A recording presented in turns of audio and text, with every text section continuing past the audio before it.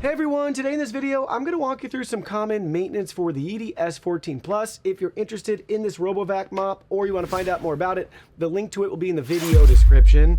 So in regards to maintenance, let's start with the top. You can wipe down the top or the cover occasionally as needed and check in this channel right here for any debris that might be affecting how the bumper moves around. Then, looking at it from here with the cover removed, you can occasionally clean the dustbin. It does empty itself, but if you ever want to give it a deeper clean, you can do that. And they even have instructions for you up at the top to care for that, as well as to change the filter. So let's remove this so you can see the filter here. And we basically have a mesh screen on this side that we can clean and just rinse off. And then when the filter's dirty enough, you can go ahead and swap it out with a new filter. If you want to breathe more and new life into your filter that's been used for a while, be sure to tap it off. That'll help get rid of a lot of the really fine dirt and dust. And then you could use compressed air to really make it a lot cleaner. That would extend your filter life. So that's what you would be doing with the dustbin and the filter every once in a while. If you want to rinse this off.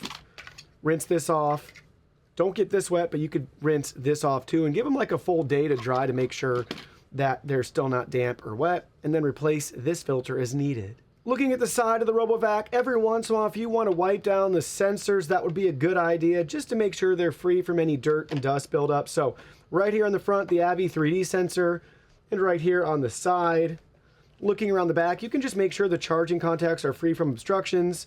And this is basically where all the contents from the dustbin come out and empty. So you can keep an eye on this little flap here to make sure there's no leftover hair stragglers or things like that. Obviously, you can visually inspect too for any clogs in this channel here. And looking at the underside, you can swap out the brush as needed once it's worn out, and always investigate it for any hair tangles that might build up here, and you can just cut those away.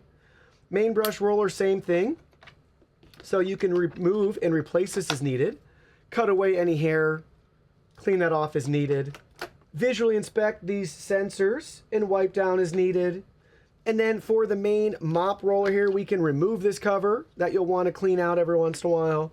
And then this just slides right out. Roller mop removed. So you can give it a deeper wash and clean if you want, and you can replace this by adding a new one. And in here, make sure you don't wash the robot or anything like that, but you could just gently wipe this down as needed as any sort of hair or debris starts to build up. Or if you just want to dry it off, you can do all that. And again, this just slides right back on. Take this clip, and it snaps right in place. So very simple and straightforward maintenance. The mobile app will notify you when a lot of these parts and components need to be replaced. And in the meantime, you can visually clean and inspect as needed.